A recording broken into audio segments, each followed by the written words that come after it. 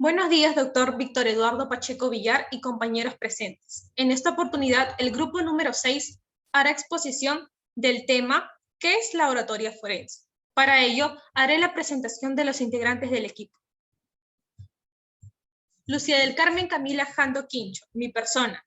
María Fernanda Castillo Maza. Julia Valeria Portugués Malatesta. Gabriela Saavedra Salazar y Frank Ramos Rojas. Para ello, primero les daré un concepto de lo que realmente es la oratoria, y para eso tenemos que tener una introducción. La oratoria pertenece a los temas más fascinantes de la historia humana, que fue individuo a transformaciones, a partir de la antigüedad hasta nuestros propios días. Ocupa un espacio particular en la vida misma. Es menester del poder de la convicción, de representantes de cada territorio, en un mundo de transformación. Es puesto que uno de los recursos primordiales en la unificación de criterios y la comprensión y el estímulo de masas. Su intrínseca facultad está inmersa en cada ser humano. Aflorarlo y desarrollarlo es una de las metas de los individuos que buscan un confort. Al mencionar confort, no quiere decir que se entienda como un confort propio y egoísta. Más por otro lado, ha de entenderse como la averiguación de un real confort colectivo y mancomunado, velando por los intereses de los valores trascendentales de una sociedad, y no sencillamente esos que conforman valores suntuosos o superfluos de bienes materiales.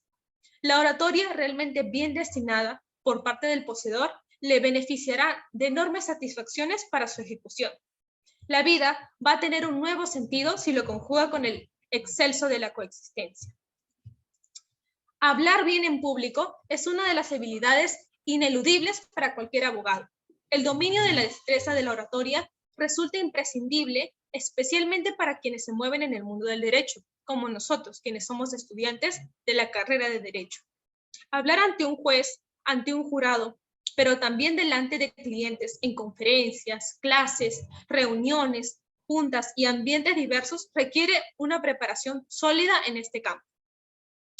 Quintiliano de Calarroa fue un abogado y orador del siglo I después de Cristo. Practicó la abogacía, además de ser un gran maestro de oratoria, el primero pagado con dinero público en Roma. Recopiló su experiencia en ambas artes en uno de los libros titulados Instituciones Oratorias, que siguen siendo hoy, como lo fueron en su momento, un manual completo y excelente de comunicación oral. Por eso es importante y esencial que se tenga una preparación previa cuando un orador desea realizar cualquier tipo de exposición en un tema en específico. Ahora sí les podré dar una definición más certera de lo que es la oratoria. Sobre lo que tenemos que entender por oratoria, existe una variedad de conceptos. Sin embargo, no se debe caer en el error de homologar ciertos vocablos que pudieran ser sinónimos de esa palabra. Debemos distinguir el sentido de la palabra orar del sentido de la palabra oratoria, ya que orar significa hablar en público para persuadir y convencer a los oyentes, o para mover su ánimo. Ahora bien, oratoria es el arte de hablar con elocuencia, de deleitar, persuadir y conmover por medio de la palabra. La oratoria es una forma particular del fenómeno social de la comunicación, ya que es la ciencia de la persuasión oral.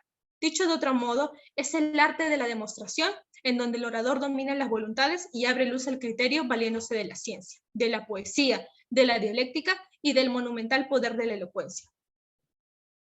Etimológicamente hablando, el concepto elocuencia deriva del verbo latín elocutor, que significa hablar claro y distintamente. Como decía Quintiliano, manifestar nuestros pensamientos con claridad por medio del lenguaje es la facultad de expresarse de modo persuasivo y de forma que deleite a quien nos oye.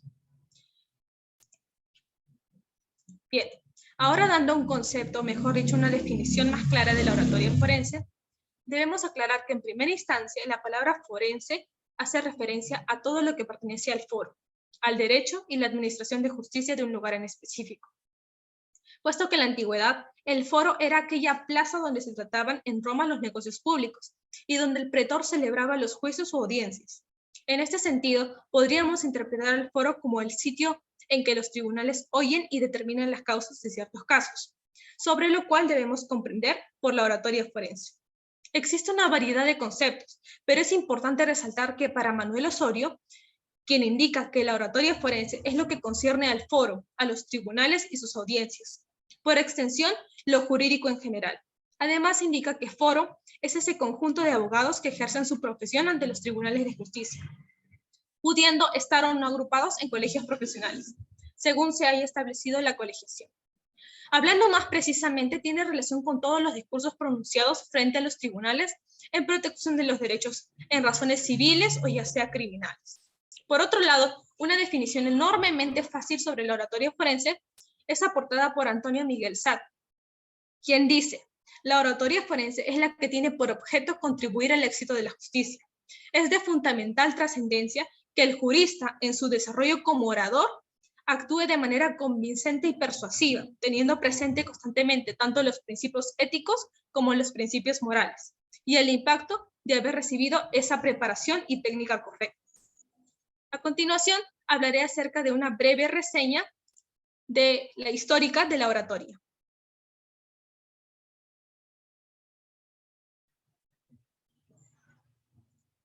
Bien, la oratoria data de los tiempos de los griegos y cobra hoy presencia en nuestra globalizada sociedad. Lógicamente, a ello se le suma la contribución de los romanos, que son una pieza clave, continuadores del esplendor cultural de los helenos. De esos tiempos nos han llegado relevantes tratados sobre la oratoria, por ejemplo, los de Aristóteles con el arte de la retórica, los de Cicerón con de la invención, del orador y de la perfección oratoria, y el más importante, el de Quintiliano, instituciones oratorias. Sin embargo, al margen de la grandeza oratoria de esas dos grandes culturas, tanto la griega como la latina, tenemos la posibilidad de mencionar además que nuestro Estado tiene un rico pasado en lo cual a la práctica de la oratoria hace referencia. A partir de las épocas preincaicas, según los cronistas e historiadores quienes son especialistas en el tema, se logró un uso activo de la expresión oral en el territorio de nuestro país, no solo para transmitir ideas o pensamientos, sino también para conservar nuestra historia de los pueblos del Tahuantinsuyo, en algunas ocasiones por medio de los amautas y en otras mediante los quipucamayos. La expresión oral en una sociedad ágrafa, es decir, sin escritura, se convertía más que en un arte, en una imperiosa necesidad para mantener el pasado, la cultura, los conocimientos y hasta la propia tecnología, es decir, para mantenerlos vivos, por medio de la transmisión oral de generación en generación, ya que se comunicaban infaliblemente los mitos, las leyendas, las tradiciones, para su perpetuación y su difusión correcta. Si no, no nos describimos un poblado sin escritura, ya que esto ha podido conquistar parte importante de la región americana, y además la que tenemos actualmente. Indudablemente la oratoria de esos tiempos era enteramente distinta a la que tenemos hoy en día.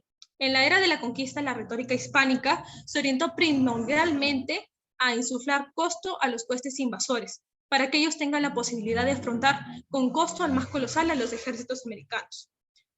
Además, los vocablos de Pizarro, exhortando a sus hombres de la isla de Gallo para que no la abandonaran, conforman tal vez uno de los discursos más viejos pronunciados por esas latitudes. Asimismo, los discursos de los burócratas de la corona, exhortando a los viejos del Perú, como los quechohablantes, a someterse al monarca español, constituían discursos formales que prologaban frecuentemente cruentas circunstancias genocidas. En la era de la colonia, después de la conquista, nace lo que podríamos llamar hoy en día los primeros oradores profesionales, ya que su tarea característica era la de componer extravagantes y rimbombantes discursos para saludar la llegada de un nuevo virrey. El poblado completo, con los oradores a la cabeza, partía hacia el Callao para oír la disertación que por turnos hacían dichos señores, quienes, por cierto, eran los únicos que podían tomar la palabra. Eran partes de retórica apologística, plagadas de elogio que hacían a un personaje que ni siquiera conocía. A lo largo de la gesta emancipadora, los del Perú, o sea, de esos que identificaban con la tierra donde habían nacido y por el momento no con la ciudad de España, empezaron jornadas independistas para liberarse del yugo español. Dichos precursores e ideólogos de la libertad se valieron tanto de sus escritos como de sus encendidos discursos para inflamar la vena política y generar aquel sentimiento de rebeldía y nacionalismo que permitió años más tarde la libertad nacional de nuestro Perú. A lo largo de las peleas por la libertad, los caudillos militares supieron inflamar de costo a sus huestes con bizarros discursos militares, inculcando por medio de sus palabras el amor a la patria americana y el costo y el coraje para desligarse de la ciudad de España. Los vocablos vibrantes del generalísimo don José de San Martín, al exclamar en el más popular de todos sus discursos: el Perú es independiente y libre por la voluntad general de los pueblos y por la justicia o causa que Dios defiende. Viva la patria, vive el Perú. Con el advenimiento de la República, ya que la oratoria es ahí cuando se convierte en un instrumento aglutinador y forjador de la identidad nacional. Como un medio de transmitir ideas, pensamientos y doctrinas, empieza a ser más usado por los primeros mandatarios del Perú: Manuel Pardo, Nicolás de Piérola y Augusto Leguía, y obviamente por los políticos más destacados de nuestro país. Con su verbo extremista y sus doctrinas filosóficas, pretenden producir conciencia para la construcción de un nuevo Perú. Entre ellos tenemos a González Prada y a Aya de la Torre. En épocas contemporáneas destacan las figuras del arquitecto Fernando Belaúnde Terry, un orador inspirado que, a mencionar de varios, leía sin escrito sus palabras con propiedad. Eran un denominado constante en la custodia de los valores democráticos. Destaca también la figura de Alan García Pérez, un aprista que recordaba los antiguos tiempos de Víctor Raúl Aya de la Torre, propietario de una oratoria torrencial y apasionada, que frecuentemente caía con facilidad en la demagogia y el dramatismo oratorio. De Alberto Fujimori puede decirse que ha sido una persona carente de capacidades oratorias, sin embargo poseía otras técnicas para poder convencer a sus oyentes y lograr obtener su voto. A continuación le daré pase a mi compañera que les explicará un poco más de esta exposición. Ok, yo les voy a explicar sobre las divisiones de la oratoria. Empecemos con la oratoria sagrada. Esta abarca los discursos y las prédicas que se pronuncian en los santuarios y sobre religión y nuestra moral. Esta es considerada la más poética y sublime. También tenemos la oratoria política. Por su extensa variedad de asuntos que comprende, es el que más transformaciones obtiene según las épocas. El auditorio y las situaciones, por lo mismo, la que disfruta de una más grande, forma en la que menos puede sujetarse a las normas. La oratoria política pide conocimientos vastos y profundos, y más en los tiempos que la ilustración y la cultura que está extendida, además de un perfecto análisis de las preguntas de la política general y los conocimientos técnicos en las múltiples y complejas ramas de la ciencia administrativa. Debería el orador político conocer a fondo la historia, a modo de ser el sentir del poblado el que le del término. Tenemos la oratoria parlamentaria. Solo son los que pronuncian en cámaras para formar y discutir las leyes y censurar o defender la conducta de los gobernantes. Tenemos la oratoria popular, que son las diserciones dirigidas al pueblo para formar sus conocimientos políticos, enganchándose acerca de sus derechos y dirigiendo sus voluntades para conseguir el completo reconocimiento de estos. Por otro lado, tenemos la oratoria periodística. Esa oratoria es agregada a esta especie, tomando en cuenta de oratoria redactada. Por adoptar muchos de los artículos de los periódicos, no hace nada que los artículos, de fondo que solían acostumbrar a caracterizar a parte de la prensa de España. Y por último, tenemos a la oratoria militar. Discursos pronunciados por los caudillos en instantes críticos para exaltar el ánimo de los militares con palabras enérgicas, sin artículo alguno y dejando el corazón en vez de los labios. Por consiguiente, mencionaremos que tiene por objeto animar las tropas enardecidas al enfrentamiento o felicitarles por las victorias, o además instruirlas en cualquier tema, e incluso algunas veces contener sus inquietudes y reprenderlas. No puede decirse que pertenece como especie a la oratoria política, debido a que hay muchas contradicciones. Se distingue de estas por su afinidad y por masas militares. A diferencia de los políticos reconocidas por esta, está estructurada y dirigida por la disciplina, cuya base es obediencia y el respeto a las que mandan. También tenemos la oratoria didáctica o académica. Este género comprende discursos dirigidos a persuadir a las personas de las verdaderas científicas. Encuentra su origen en la necesidad de expansión y propagación que conoce la ciencia moderna. Abarca todos los asuntos puramente científicos o de alguna manera relacionados a ciencia, de lo que se deduce cuánto objeto es extenso y general, ya que hoy en día no hay ningún aspecto en la realidad que sea estudiado por la ciencia. Le voy a dar pase a mi siguiente compañera. Siguiendo con la exposición, les voy a hablar sobre la oratoria forense. Es aquel cuyo propósito es ilustrar la inteligencia y la voluntad de los jueces para decidir si se ha cometido un acto o no. Si una persona es culpable, no. si tal o cual regla de la ley debe aplicarse y si debe ser interpretada de una forma u otra. Este propósito especial de la oratoria forense requiere 3 reglas, las cuales son las cualidades del orador, el tema del discurso y el estilo. Definición de forense. Al tener un conocimiento de lo que es oratoria y de lo que es forense, recién podemos dar un concepto más específico de lo que es la oratoria forense. En la disciplina jurídica que tiene por objeto la enseñanza de los principios y conceptos básicos, así como la importancia de la aplicación práctica del arte, de la correcta y eficiente expresión de la palabra, hablado como medio idóneo de comunicación a nivel legal. Del profesional del derecho en ejercicio, según el Diccionario del Derecho Usual de Guillermo Caballenas, oratoria forense, es la exigida práctica ante los tribunales de justicia, en las audiencias en que la lista para sentencia la causa las partes o con mayor frecuencia sus letrados, donde se resume ante un juez o magistrados los hechos, las pruebas y los fundamentos de derecho que apoyan su tesis y petición de condena o absolutaria. En conclusión, comprende todos los discursos pronunciados ante los tribunales en defensa de la justicia y del derecho en causas civiles y penales. Cuando hablamos de oratoria forense, debemos imaginar un debate en el cual las partes son representadas con auténtica oralidad procesal, en la cual debe aplicarse la terminología jurídica adecuada, es decir, el lenguaje de uso forense en el que todo abogado debe desenvolverse en su actividad profesional, ya que el juicio oral es sin duda el movimiento procesal de la pública exhibición del abogado, el acto profesional más difícil y más peligroso. Al hallarnos en presencia de un juicio oral, lo que mayormente atrae nuestra atención es la forma como el abogado es la defensa y de la acusación, que se desenvuelve verbalmente y como por medio de la palabra son capaces de convenir el tribunal con los argumentos que utilizan para un cometido. Pero en este sentido, el profesional de derecho debe encontrarse suficientemente capacitado para realizar su labor, ya que representa un doble papel.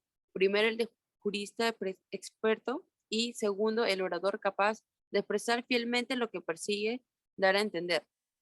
Ahora les hablaré sobre cualidades de la oratoria forense. Brevedad.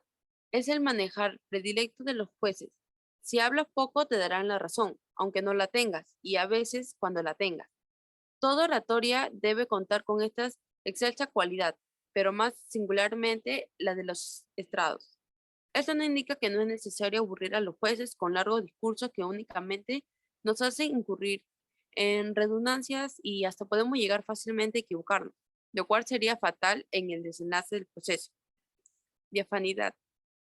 Nuestra narración ha de ser tan clara que pueda asimilarse al hombre más desprevenido y tosco, no porque los jueces lo sean, sino porque están fatigados de oír. En reversadas historias se deben decir las cosas precisas y en términos de definitiva claridad.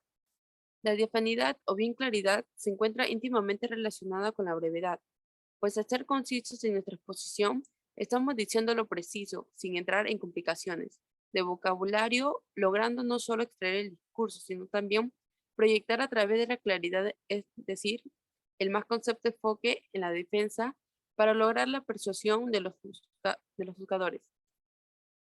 Preferencial de los hechos, lo que hay que poner relieve son los casos de viva realidad, de pasión o de convivencia. La solución jurídica viene sola y de parquedad de diálogo. La narración de los hechos viene a constituir la parte del discurso denominado proposición, siendo el momento preciso en que debemos vivificar los acontecimientos con toda la fuerza de la dramatización que puede exigirle al novelista, en que se convierte en este preciso momento el orador forense. Desenfado cortés.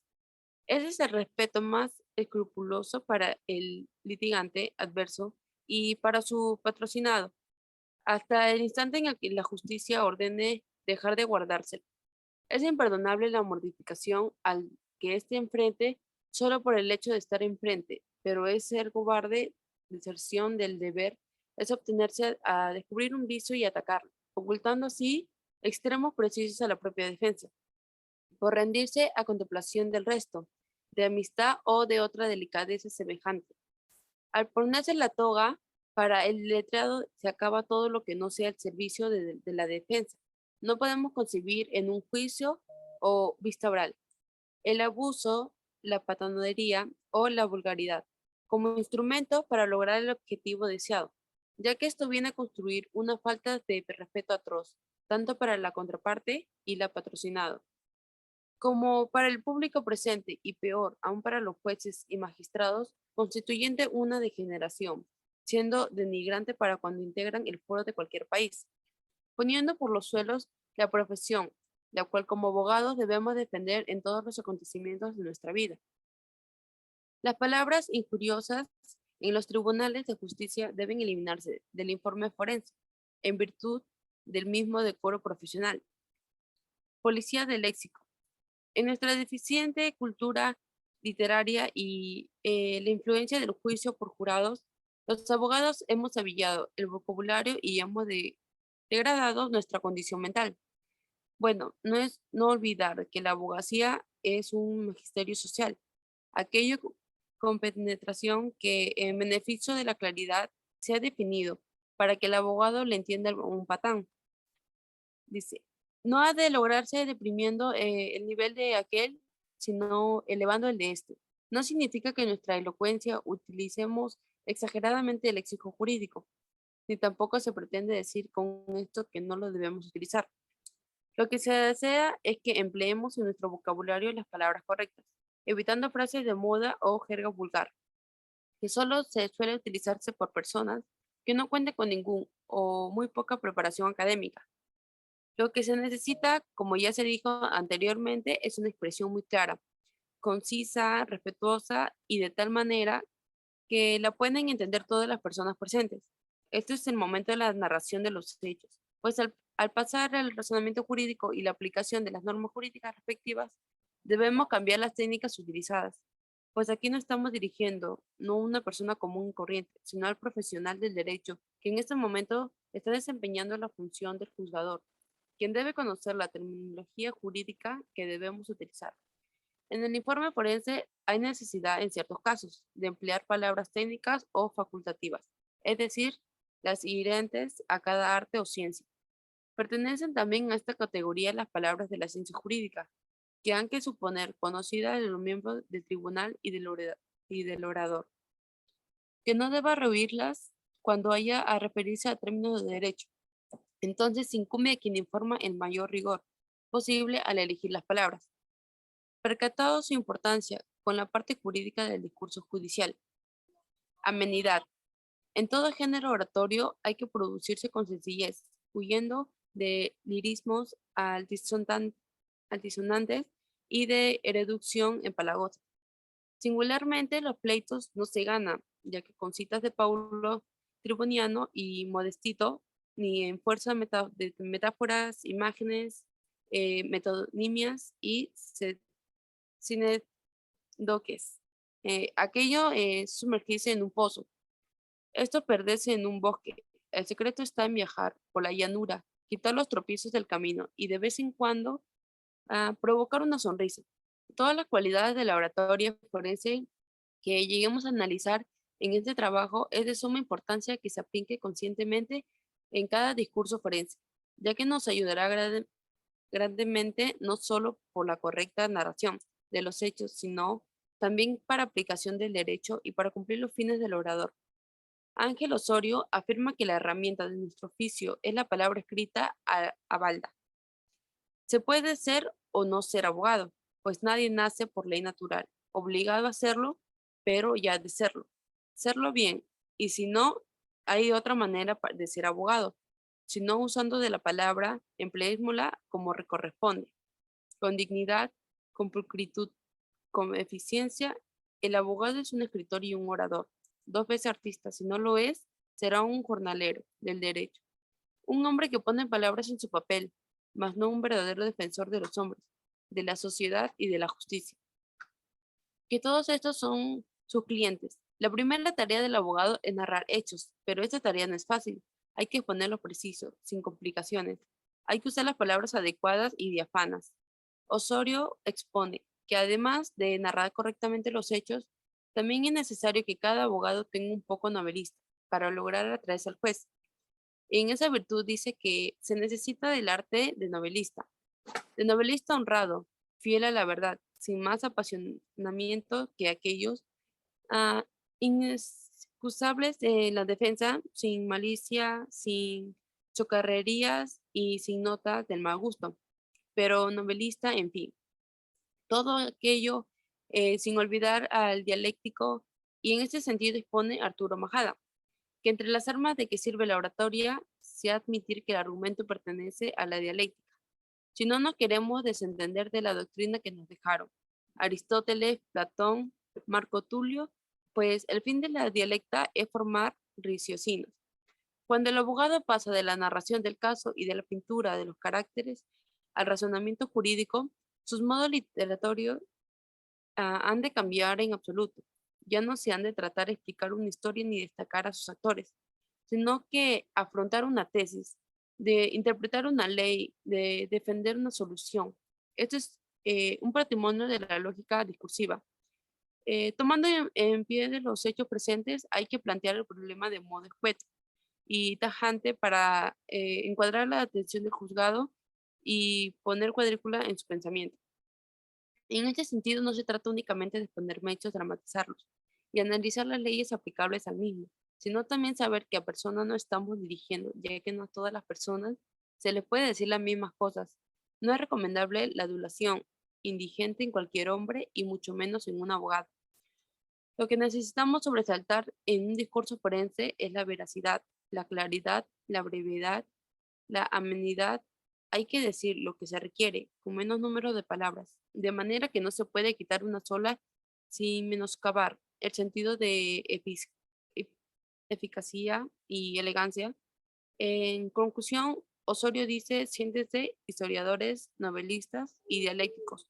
Usen de la veracidad, la claridad, la brevedad y amenidad.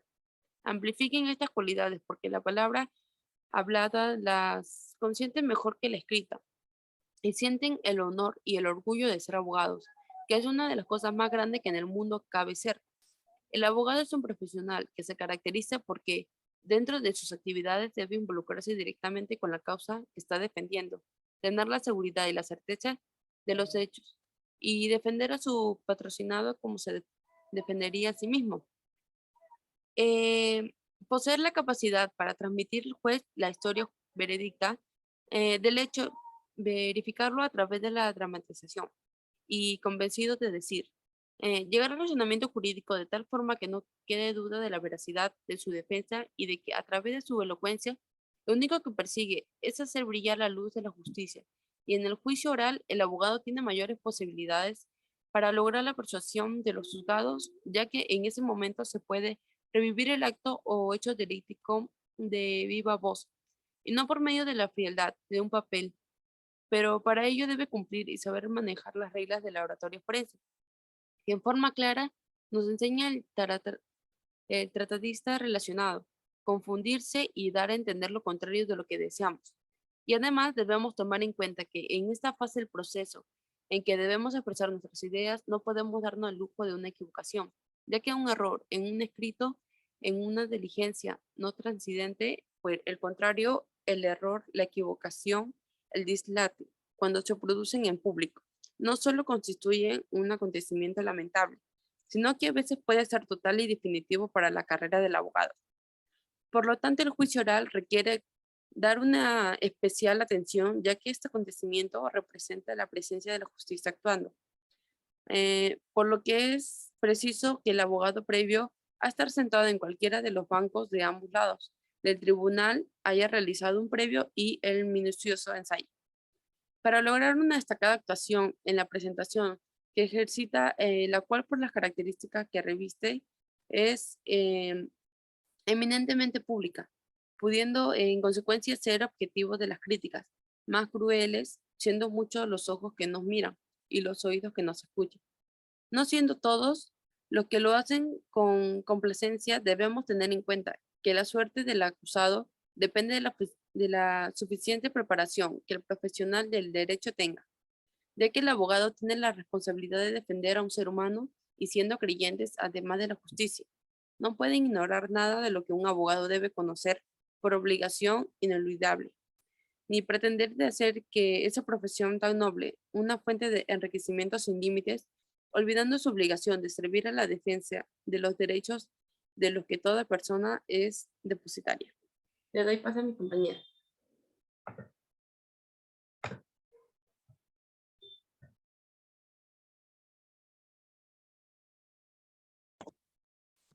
Bien, continuaremos con los elementos de la oratoria forense. Tenemos como primer elemento el orador, quien es la persona que habla en público para persuadir a los oyentes o mover su ánimo. Según cómo nos expresamos, vamos a revelar características de lo que somos y de los que sabemos, puesto que a través de nuestras palabras vamos a perfilar nuestra sensibilidad y vamos a manifestar nuestro propio potencial. Miguel Satt nos indica que el orador es la persona que su naturaleza y estudio posee las cualidades que lo hacen apto para lograr los fines de la oratoria, los cuales son motivar, persuadir, convencer o enaltecer. En conclusión, podemos decir que, como señala el licenciado Ronaldo Alfaro, el orador es el que puede abrir alguna de las 4 puertas que hay en el hombre: la del corazón para motivarlo, la de la voluntad para persuadirlo, la de la inteligencia para conmoverlo y la de la imaginación para enaltecerlo. El abogado y el estudioso de la oratoria forense deben tener presente estas características en sus estudios jurídicos, con efecto de motivar, persuadir, convencer y enaltecer al público en todos aquellos casos sometidos a su guía profesional. Ahora vamos a continuar con las cualidades que tiene el orador forense. Estas cualidades son necesarias y se distribuyen en 3 categorías fundamentales, las cuales son éticos morales y psicointelectivas. Las cualidades ético-morales es cuando un buen orador, además de ser un profesional del derecho y como tal, sus valores están dirigidos a la consecuencia de lo que es justo a través de la persuasión de la verdad. Entre las principales características éticas morales que debe reunir un buen orador son la honestidad. Un buen orador se conduce por los caminos de la verdad y esta es su principal arma. Sus argumentos son claros y sus motivaciones están abiertas y expuestas. Integridad. El orador debe ser una persona intachable. Sus costumbres deben ser buenas dentro como fuera del lugar en que utiliza su arte. Carácter. El profesional del derecho que hace uso de la oratoria forense debe tener la suficiente entereza y fortaleza de carácter que le van a permitir resistir los embates de la justicia y le van a otorgar energía suficiente para no desistir en su búsqueda de la verdad y de la justicia. El sentido de la justicia. Lo más importante de todas, ya que es la actuación del orador forense que debe buscar la realización de lo que es justo. Ahora pasaremos con las cualidades psicológicas o intelectivas. Estas están formadas por el conjunto de características de la mente del orador. Encontramos como primera cualidad la inteligencia racional, la cual es necesaria para que el orador estructure lógicamente sus argumentos y reaccione ante los contrarios de una mejor manera. La inteligencia emocional. El orador debe tener un adecuado manejo de sus emociones y acentuarlas y controlarlas en momentos decisivos de su exposición. Inteligencia verbal. El orador debe tener la facilidad de palabra, es decir, debe ser elocuente y contra un amplio vocabulario técnico-jurídico. Personalidad. Es necesario que el orador no opte una actitud pasiva en el debate. Debe estar alerta a las argumentaciones contrarias y sus reacciones deben ser prontas y cabales. Debe tener un temperamento mesurado, ya que es necesario que el orador aprenda a manejar su propio temperamento, de manera que éste no interfiera en el desarrollo de su actividad y que, por el contrario, sea una eficaz herramienta en las consecuencias de sus fines. Memoria. La memoria sirve en las defensas y más aún en las improvisaciones de una manera prodigiosa. Exaltada la imaginación con la pugna, ella acude a socorro de quien la llama. La retrata como un espejo que pone delante de sus ojos los principios, las teorías, los hechos, las circunstancias, y arma en un momento al combatiente para que pueda, entre la admiración y los aplausos, derribar vencido a su enemigo.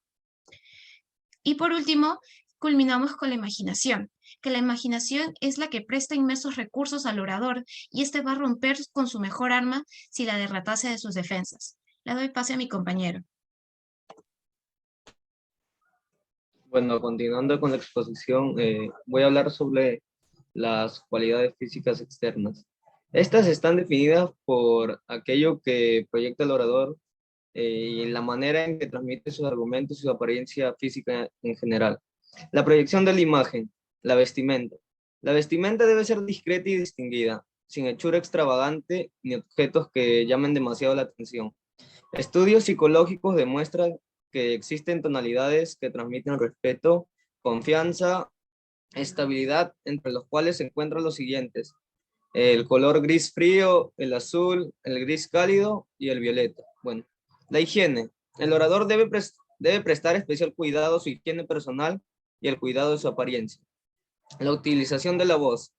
El orador debe tener una buena elocuencia, ya que tiene la facultad de hablar de tal manera que su discurso sea agradable y persuasivo. Sus expresiones deben ser claras y fáciles de entender. Además, reflejar su inteligencia. La modulación. Cada timbre de voz es diferente, pero deben de adecuar el propio afinado y entonándolo de tal manera que sea agradable para los demás. El lenguaje corporal. Bueno, esto está conformado por la postura. El orador se comunica también con su cuerpo. Dentro de este contexto, su postura es importante, pues transmite al auditorio mucho de su actitud. La postura debe ser erguida, sin ser rígida. Los movimientos corporales. En estos casos, el orador puede moverse dentro del espacio del foro si es permitido en el tribunal, con soltura y naturalidad, sin perder contacto visual con los miembros del tribunal. Bueno, voy a dar las conclusiones. En conclusión, la oratoria forense es el arte de hablar, de deleitar, persuadir y conmover por medio de la palabra, así como de motivar. Para el profesional de la ley, conocer las técnicas y estrategias de la expresión oral y gestual le otorgará una nueva ventaja competitiva. En el desempeño profesional de un abogado, se requiere inexorablemente de un óptimo desempeño oral y gestual.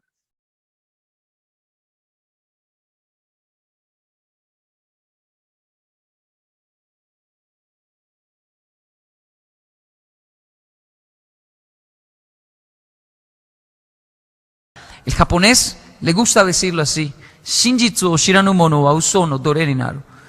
Desconocer una verdad me hace esclavo de una mentira. No se imagina la cantidad de mitos y mentiras que el latinoamericano tiene sobre un país llamado Japón, y ese es mi trabajo en Latinoamérica. Acabar, desmantelar con esos mitos que bloquean la mentalidad progresiva del latino. Todos los días decimos mitos. Decimos el sol sale, pero el sol no sale. Nosotros damos vueltas alrededor del sol, que es diferente. Yo crecí con un mito no muy dañino, esos no son dañinos. ¿Usted es chino? Me dice. Chino no, japonés. China y Japón es diferente, idioma, cultura, distinto, todo. Ah, me dicen, ¿y habla chino? Japonés, porque soy japonés. Ah, verdad, sí. Pero pelea como los chinos. En realidad lo que las personas siempre quieren preguntar es, cuando entran en confianza, niños y adultos, ¿y usted sí come rata o no come rata? Yo no sé cuántas veces ya respondí: yo no como rata, no como rata, no como rata, no como rata. Y es mi trabajo, mi deber y mi pasión acabar con esos mitos, y quiero que me ayuden. Si alguna vez lo ha escuchado como joven, estudiante, el mito con el cual yo crecí traumatizado. Primero, Nihonjin wa hontou ni atamai desu. Los japoneses son inteligentes. Sencillamente el japonés tiene una frase que dice así: Hitsuke wa kanarazu nori o kunikatsu, que traduce: la disciplina tarde o temprano vencerá la inteligencia. No les interesa ser inteligentes, sino disciplinados, porque es en la disciplina donde, según ellos, está el éxito. La prueba de que lo que estoy diciendo es verdad es que los japoneses nos inventaron los carros, ¿verdad que no? Ni las motos, ni los computadores, ni los radios, ni las calculadoras. Pero ¿quiénes son los dueños de Toyota, Suzuki, Kawasaki, Yamaha, Nissan, Mitsubishi, Sony Bayo, Toshiba, Hitachi, etcétera, etcétera? Los japoneses. Todo lo que llegaba a las manos de los japoneses, no por su ingenio, no lo creaban, llegaba a ellos, lo mejoraban gracias a su disciplina, porque es un pueblo disciplinado a muerte. La disciplina para ellos es el secreto del éxito. Un japonés jamás le llega tarde a una cita. Si usted le dice que es a las 6, es a las 6, es a las 7, es a las 7, nunca falla. Y si va a fallar, le avisa 2 días antes: creo que voy a llegar 15 minutos tarde pasado mañana. Para ellos el tiempo es honorable Y no importa ser inteligente, importa ser disciplinado en el tiempo, porque tarde o temprano la disciplina vencerá la inteligencia. Si aquí tenemos una cita a las 6, nos vemos a las 7. O el lunes, ¿qué hubo? ¿Usted fue a la cita? No, yo tampoco, por eso nos amamos, nos queremos, nos entendemos.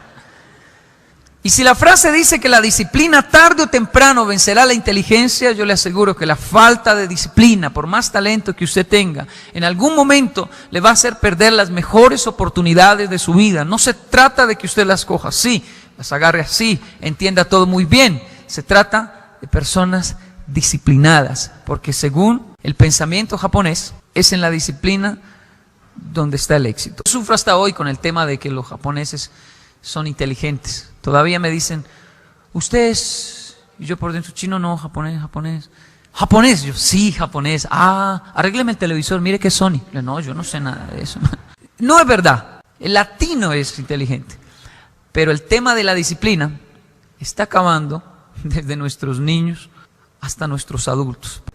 No hemos entendido que no es solo tener talento, sino la disciplina lo que nos puede llevar al éxito.